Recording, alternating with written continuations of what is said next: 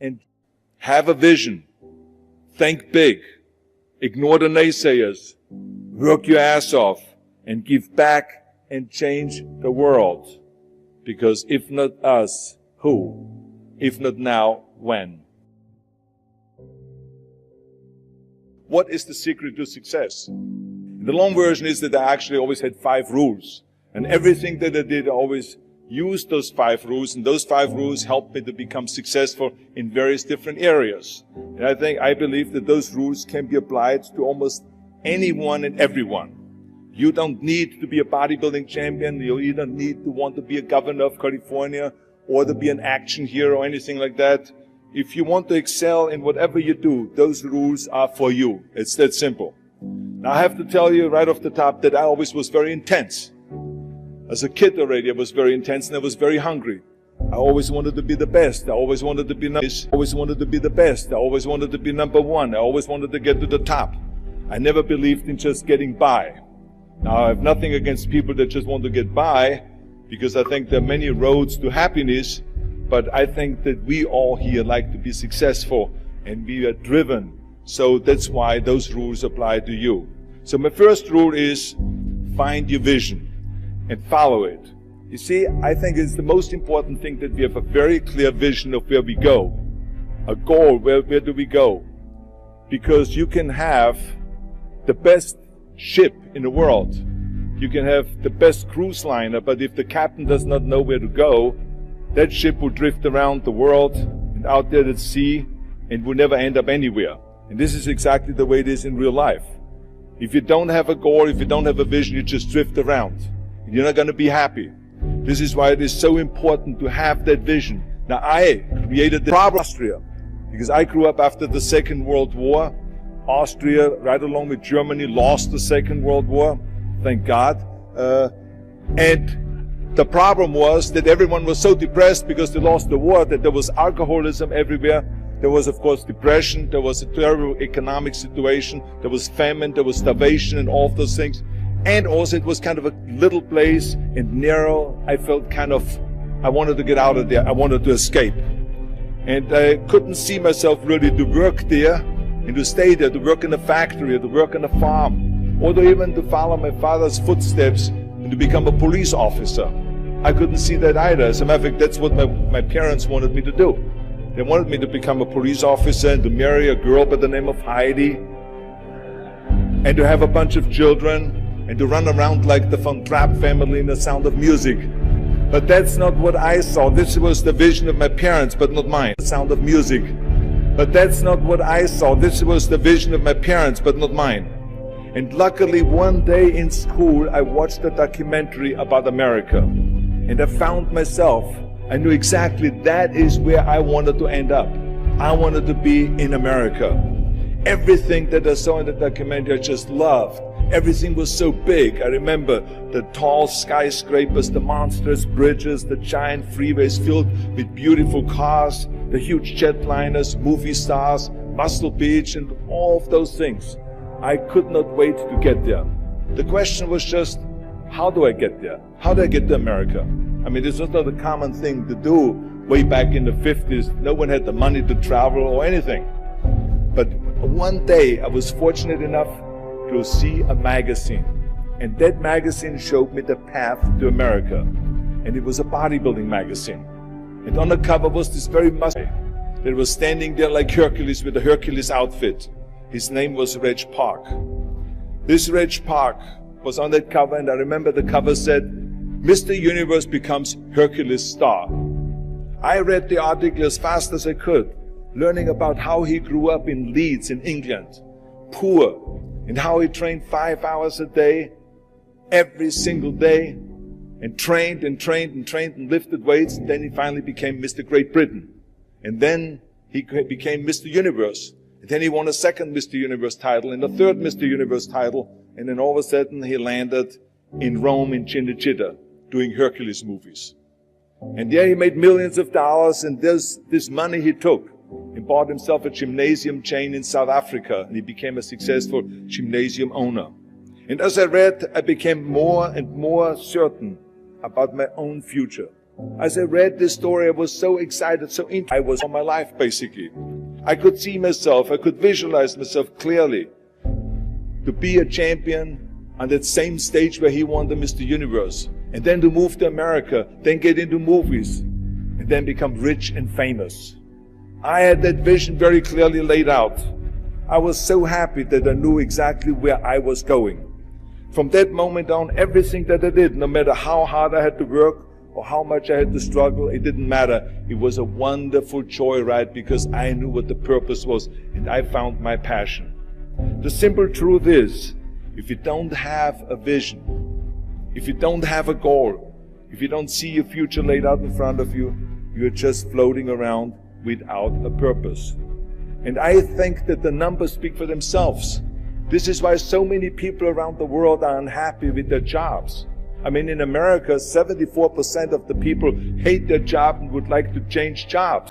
People hate their job and would like to change jobs. But think about that. That means that only a quarter of the Americans love their life's work. I mean, that is a very depressing statistic. I always smiled when I worked, no matter how hard I worked. I always had a great time, no matter what I did. It didn't matter if it was in bodybuilding, or if it was in the movies, or if it was as governor.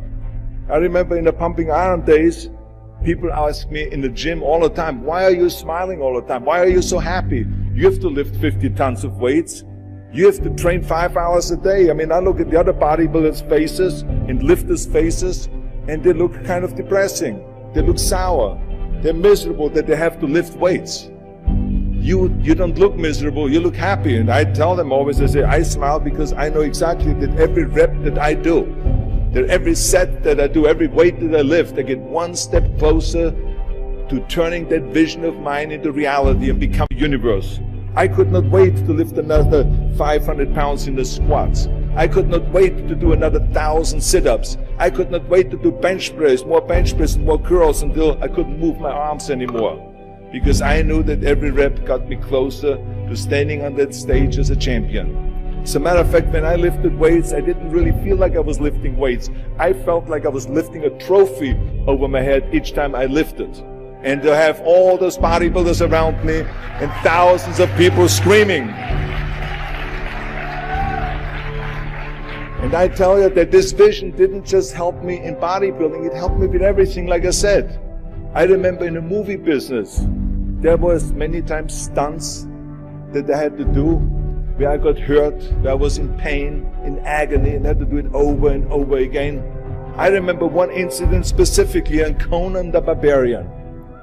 There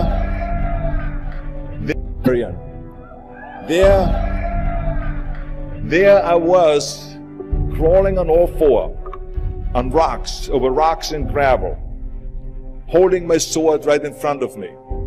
And as I was crawling, the camera followed me, and it was around 30 feet that I crawled on those rocks and this gravel. And eventually, after 10 takes, my elbows and my knees started bleeding and hurting. And the director came to me sheepishly and said to me, he says, do you mind if we do another take? I need a close-up of you. And I said to him, no, I don't mind at all. I said, go and do as many takes as you want. He says, no, I don't want to do that because I know you're in pain, you're bleeding. I said, no, I don't feel any pain. I said, the only thing I see is the finished scene. I see the finished scene of me crawling on all four with my sword in the front, crawling up and sneaking up behind Thulsa Doom, the main villain of the Conan movie that killed my parents, and rise up, crush your enemies, see them driven before you, and hear the lamentation of their women. So this is why, because I visualized that scene, this is why I did not feel that pain. I did not care if I was bleeding on my knees, because I knew that pain is temporary, but the film is permanent. And I explained that to the director, so this is why I try to tell you, always discover your vision, and the rest will follow. Now my second rule is never ever think small. If you're going to accomplish anything, you have to think big. You have to go and shoot for the stars. The biggest challenge most people have is because they think small. And the reason why people think small and why they choose small little goals, is because they're afraid to fail. They know because they're afraid to fail. They know that if you shoot for a big goal, then the chances of failing are very high. And they're afraid of failing. It's one of the most common things why people are frozen and why they can't make a move in life, because they're scared of failing. I say to myself, hey, I'm not worried about failing because that's part of life. You're not going to go and win everything.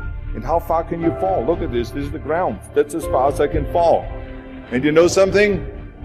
That the only time you really consider the failure is if you fall and you don't get up. But if you get up, you never consider the failure. So I never considered myself a failure. I always considered myself a winner, even though I fell every so often. But I always got up and I always moved forward.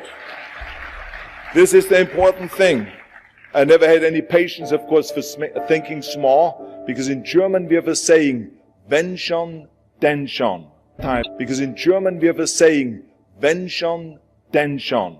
And that means that if you do something, then go all out and do it well. And this was not just the case in bodybuilding. I didn't just want to be a bodybuilding champion. I wanted to be the greatest bodybuilder of all times. I wanted to have the most muscle, the most muscle of all times, the most definition. I wanted to win the most trophies, the most world championship titles. I just wanted to be the best.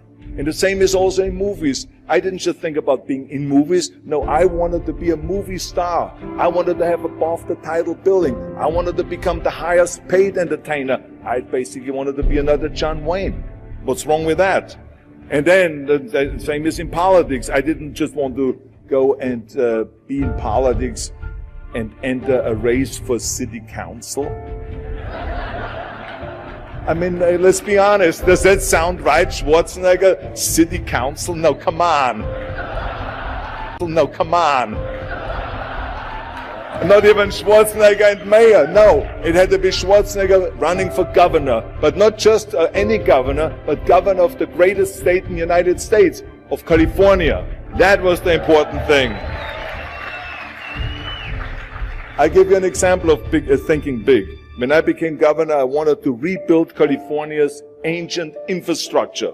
You see, America has been living off infrastructure that was built in the 50s and 60s. And it drives me absolutely insane that America hasn't started rebuilding that infrastructure. I mean, we haven't invested in new roads or in new transit, or in schools, or in energy, or anything like that for decades. The number of cars that we have now in America are 4 times as many as we had in the 60s. So therefore, we should be having 4 times as many freeways, 4 times as many tunnels, 4 times as many bridges and all this. But we don't. So this is more California. So when I talk about infrastructure, I didn't really want to just fix roads and fix and close some holes on the roads. I wanted to build massive freeways on top of freeways. I wanted to build the first high-speed rail in the United States. I wanted to build more bridges and more tunnels, more on-ramps and off-ramps. I wanted to see literally trains everywhere. Well, there was no excuse for Californians to get stuck in traffic, and there was no excuse really to send your kids in overcrowded classrooms in schools, and there was also no excuse that Los Angeles has a 100-year-old sewage system. That's shitty, I think. At first, of course, some of the legislators looked at me like I was absolutely insane when I told them this vision. They were willing to spend maybe $5 billion, which of course is petty cash in compared to what my vision was. But so some politicians, of course, had a hard time to see the big picture because they didn't really ever travel outside California. It was big infrastructure. They haven't really seen big infrastructure all over the United States, or maybe in Asia, in China, or in Korea, or in Brazil, or in European countries, or here in Australia, maybe. So they haven't seen that. And then, of course, there are other politicians that simply don't have a vision of the future past the next election, which is a common problem politicians have all over the world. So it was my job as governor to motivate them, and to take them and to see the traffic jams in Los Angeles, and to see the overcrowded classrooms, and to see all the problems that we have. And I kept pushing and pushing, and I pumped them up enough that eventually they saw the big picture. And eventually Democrats and Republicans came together, and we invested $60 billion to rebuild California's infrastructure, the biggest investment of our state in 50 years. So that's what we did, because we had a big vision and everyone bought in on this big vision. So this all, never think small, think big. My third rule is ignore the naysayers. I think it is natural that when you have a big vision and big dreams and you have big goals, that people are going to say around you, I don't think it can be done. I think it's impossible. Or no. I tell you, I heard this all the time, but I want to tell you, don't ever let them stop you from dreaming and from shooting for the big goal. Because eliminate just simply those words, no, impossible, and it can't be done. I mean, in each one of my careers, when someone said it's impossible, I heard it's possible. When someone said it can't be done, I heard it can be done. And when someone said no, then I heard loud and clear, yes. So this is what I believe in. I am a big believer of what Nelson Mandela said. He said it always seems to be impossible and still someone does it. Someone does it. And that's exactly what it is. And I wanted to be that one that does it. I wanted to break the new records, and I wanted to do something that no one else has ever done. So I think that's what you need to do. Don't ever be worried about that someone hasn't done it. Just think about how many times my career would have stopped. My career would have ended if I would have listened to the naysayers. I mean, it started right away when I was 15 years old and I became a bodybuilder. Right after that, when I said, I want to be a world champion in bodybuilding, I want to be Mr. Universe. They immediately said, are you crazy? You're in Austria. In Austria, you can become a ski champion or a bicycle champion or something like that, but bodybuilding is an American sport. Forget about it. That's nuts. Then when I wanted to move to America, they said again, it's impossible. You will never be able to do that. You have no money. You're all by yourself. And then when I wanted to go into show business, after I won 13 world championship titles in bodybuilding, I want to be like Reg Park. I want to be a Hercules. I want to get into movies. Well, I tell you, when I met those agents and managers and studio executives, their reaction was, oh, Arnold, that is so funny. You want to be what, a leading man? Oh, come on. I mean, look, first of all, let's start with your body. Look at your body. I mean, you're overdeveloped. You're gigantic. You're like a monster. Are you kidding me? Do you know what the new thing, the new trend is? It's little guys like Dustin Hoffman, Al Pacino, Woody Allen. Those are the new sex symbols. Don't you get it? And then your accent, oh, it gives me the chills just listening to your German bullshit. Come on now. I mean, oh God. I mean, it's like, it's scary when you talk. It's unbelievable. I mean, have you ever, Arnold, I mean, be serious, have you ever seen an international movie star with a German accent? It doesn't happen. Forget about that. And then you name, what is it, Schnitzel or something like that? Yeah, I can see that name already up there on the billboard. Yes, and people are going to storm the theater and the movie houses because Schnitzel is starring in the movie. Oh yeah, I can see that already. So that's what they said. They said to me, it says, look, forget about it, you're a nice guy. I mean, you're a bodybuilding champion. Why don't you open a gymnasium or a health food store or something like that? We can help you with that. And then we get you on the side some little parts, like maybe playing a bouncer. I mean, with your body, perfect. Or maybe a wrestler. I have a good idea with your accent, a Nazi officer. Now that's really great for you. I call my buddies over at Hogan's Heroes. I mean, they would probably use someone like you. So that's what they said. Imagine that. Everywhere I turned, they said, no, it won't happen, it's not going to happen. Everywhere I turned, they said, no, it won't happen, it's not going to happen, and forget about it. Luckily, I did not listen. I did not listen because I knew if I worked hard enough, and I worked as hard as I did in bodybuilding, 5-6 hours a day, that I will make it, that I could prove them wrong. And I started working very hard. I started taking acting classes, English classes, speech classes, dialogue classes, even accent removal classes. I ran around all day saying lines like, a fine wine grows on a vine. Because you see, we Austrians and Germans have a difficult time with the V and with the W and with the F. We get it all mixed up. So it was a fine wine grows on a vine. Or the sink is made out of zinc. And all those kind of lines I said over and over. And you know something? All of a sudden, I got a little break. In the early 70s, I remember, all of a sudden, I got a TV show. A little part. And then all of a sudden, I got a phone call from Lucille Ball to be in her special Happy Anniversary and Goodbye, which was with Art Carney. I had this 6-minute scene as an Italian masseur. Now, most people don't know the difference between an Italian accent and the German accent, so I got away with my German accent. But I played this Italian masseur, and I was so delighted. And then right after that, I got a guest starring role in Streets of San Francisco with Michael Douglas and Carl Malden, and then Pumping Iron and Stay Hungry. And then, of course, I landed the big role as Conan the Barbarian. So finally, I got the big break.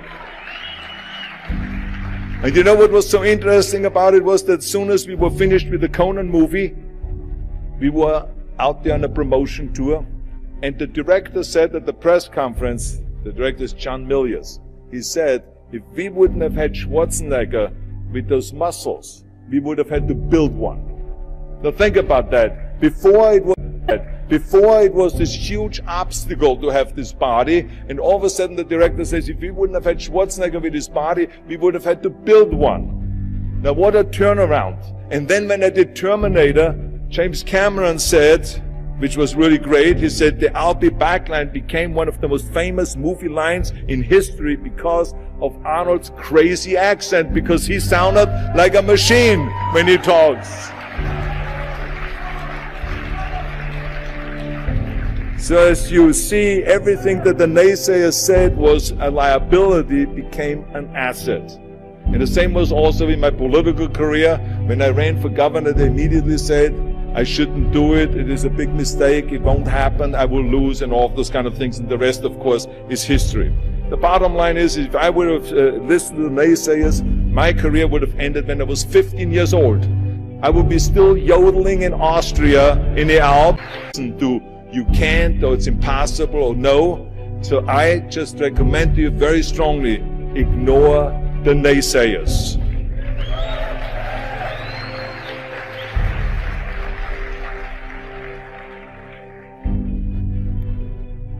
My fourth rule is, work your ass off.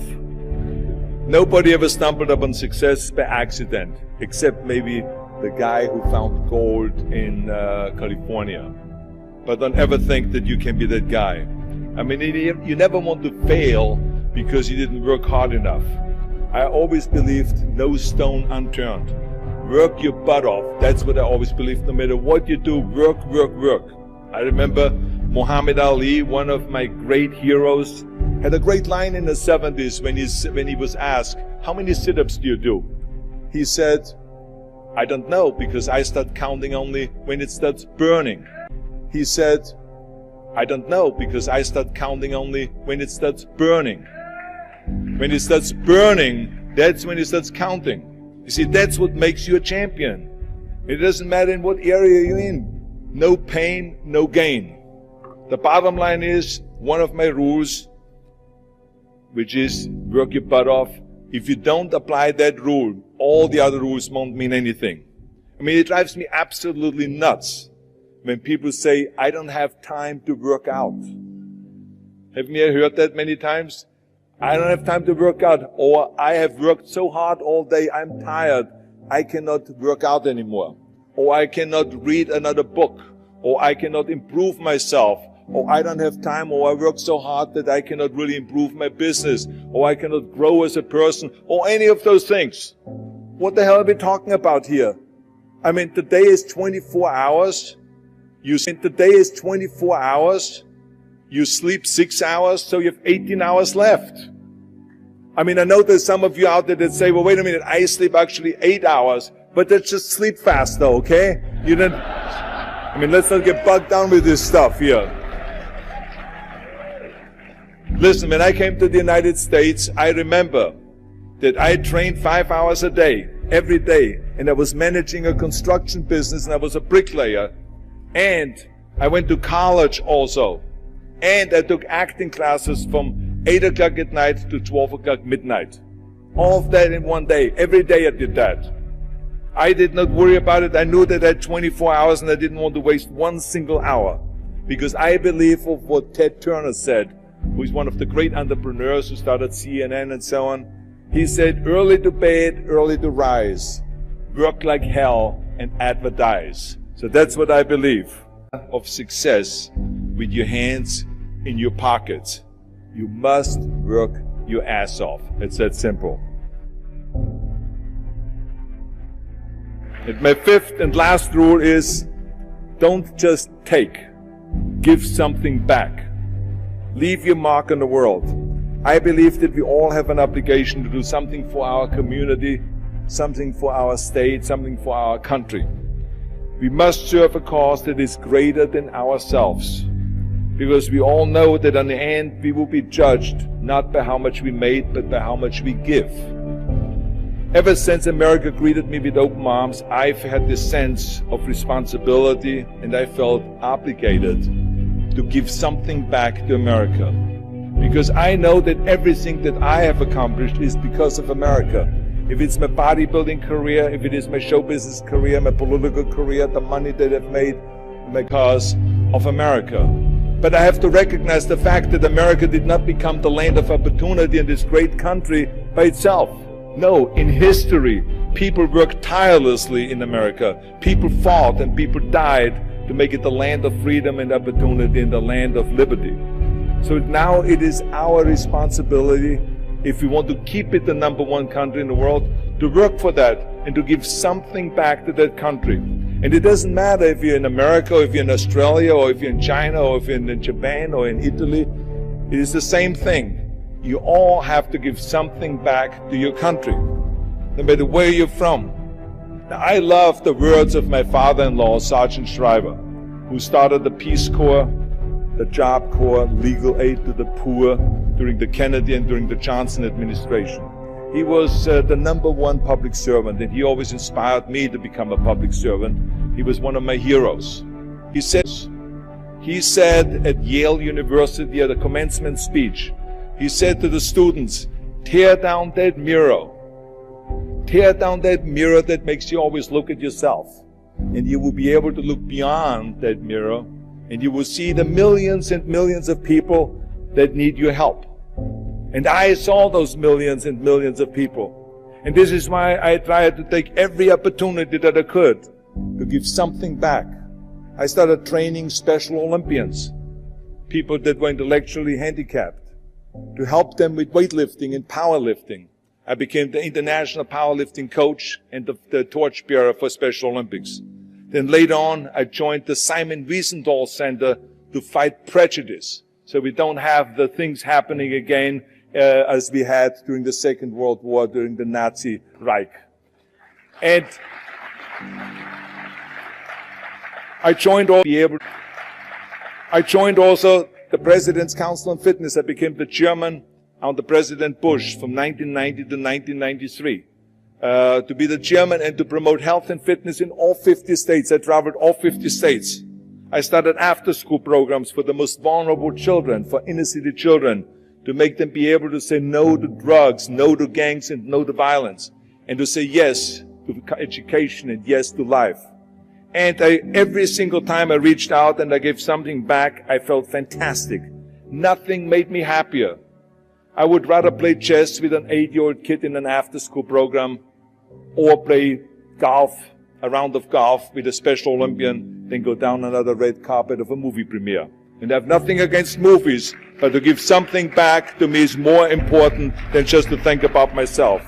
Eventually, the joy of giving back was so great that I decided to become a public servant back, actually, and walk away from my career as an actor.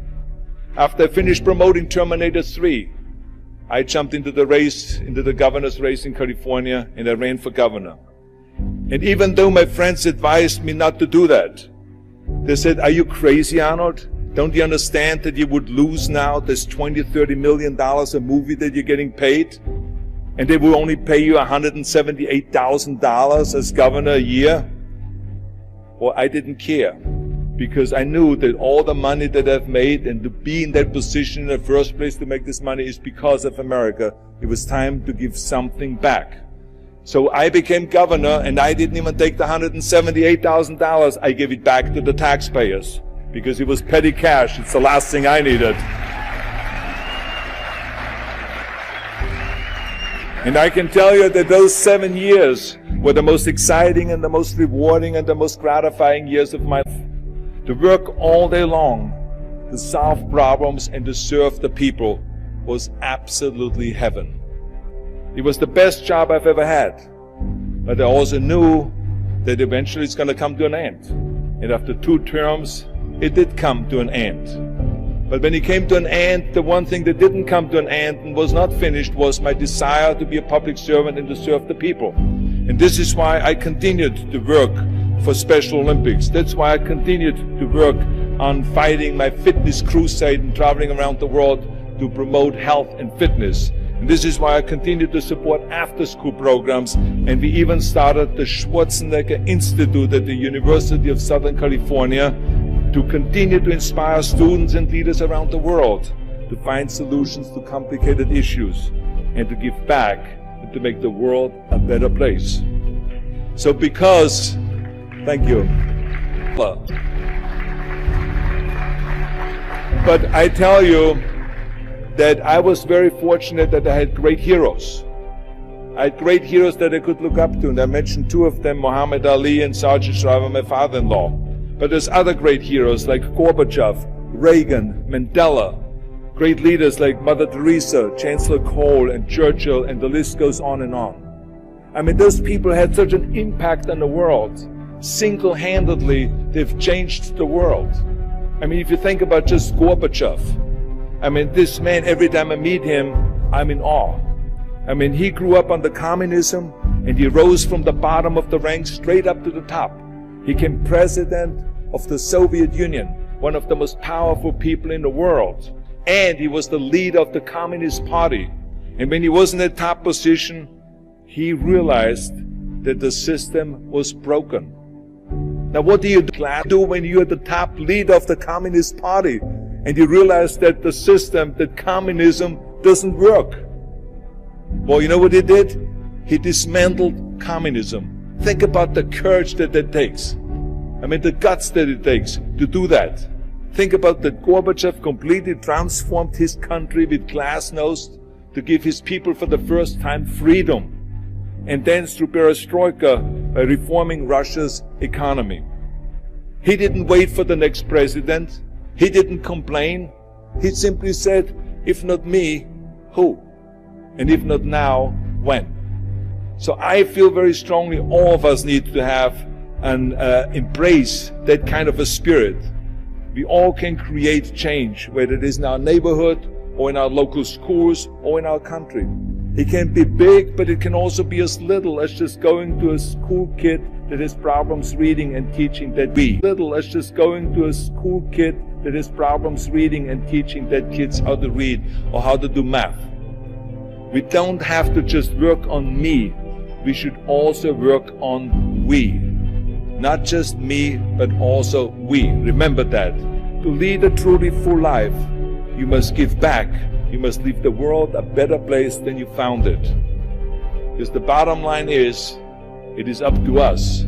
I mean, those rules that I've given you are important rules, but giving back is one of the most important rules. I guarantee you that if you follow all of those rules, you will have many victories to celebrate. And you will leave, your work, and you will have extraordinary kind of a record, and you will leave a legacy behind that you can be proud of. So I want you to remember those rules. Have a vision. Think big. Ignore the naysayers. Work your ass off and give back and change the world. Because if not us, who? If not now, when?